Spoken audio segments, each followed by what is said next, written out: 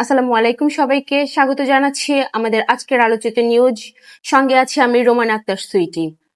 দীর্ঘ 20 বছরের এক বিশাল বিরতি।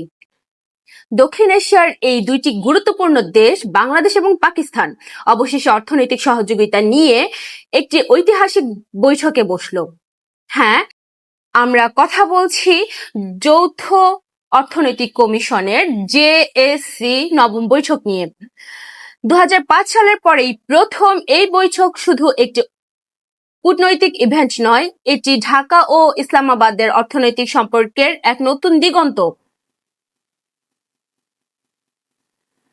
কিন্তু ঠিক কোন কোন খাতে তারা একমত হলো, কি আছে এই বৈঠকের মূল এজেন্ডায়, চলুন তথ্য উপাত্তের মাধ্যমে বিস্তারিত জেনে নেওয়া যাক। প্রথমে বৈঠকের কিছু গুরুত্বপূর্ণ তথ্য জেনে নেওয়া যাক। চলুন। বাংলাদেশ পাকিস্তানের নবম যৌথ অর্থনৈতিক কমিশন JAC বৈঠক গত 27 অক্টোবর 2025 সোমবার ঢাকার শেরে বাংলা নগরের NEC সম্মেলন কক্ষে এটি অনুষ্ঠিত হয়।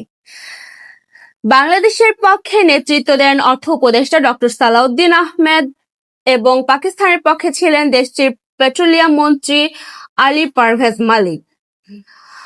ডক্টর সালেউদ্দিন আহমেদ এটিকে 20 বছর পর অর্থনৈতিক সংলাপ পুনরায় শুরুর একটি অত্যন্ত গুরুত্বপূর্ণ এবং সফল পদক্ষেপ হিসেবে আখ্যায়িত করেছেন। বৈঠকের মূল ফোকাস ছিল দুই দেশের বাণিজ্য এবং অর্থনৈতিক সহযোগিতা বাড়ানো। একাধিক গুরুত্বপূর্ণ খাতে উভয় দেশেই সম্পর্ক জোরদার একমত হয়েছে। দুই দেশের মধ্যে থাকা বাণিজ্যিক ঘাটতি কমিয়ে আনার লক্ষ্যে আলোচনা হয়েছে। বিশেষ করে পাকিস্তানের বাজারে বাংলাদেশের তৈরি পোশাক, পাটজাত পণ্য, চা এবং ফার্মাসিউটিক্যাল পণ্যের প্রবেশাধিকার সহজ করার অনুরোধ জানানো হয়েছে।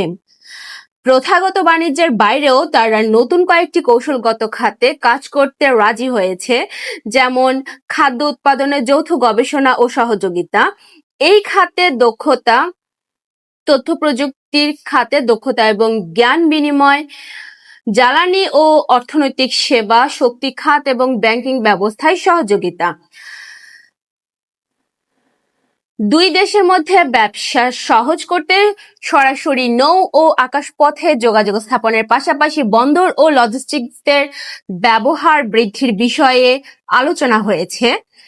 এই বৈঠকের ফাঁকেই হালাল পণ্য বাণিজ্য সহযোগিতা নিয়ে Bangladesh standards and testing institute BSTI এবং পাকিস্তান হালাল অথরিটি PHA মধ্যে একটি সমঝোতা স্মারক স্বাক্ষরিত হয়েছে।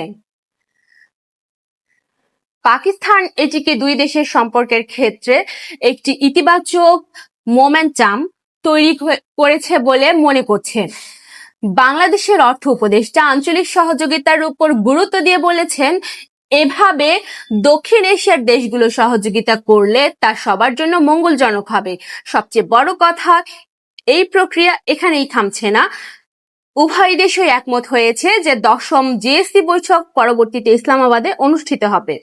এই ঐতিহাসিক অর্থনৈতিক সংলাপ সম্পর্কে আপনার কি মনে হয়? এটি কি বাংলাদেশ পাকিস্তানের জন্য নতুন অর্থনৈতিক সুযোগের দরজা খুলবে? কমেন্ট করে আপনার মূল্যবান মতামত জানাতে সহযোগিতা করুন। আর এই ধরনের তথ্যবহুল খবর নিয়মিত দেখতে আমাদের চ্যানেলটি সাবস্ক্রাইব করতে ভুলবেন না। আজকের মতো এখানেই শেষ করছি।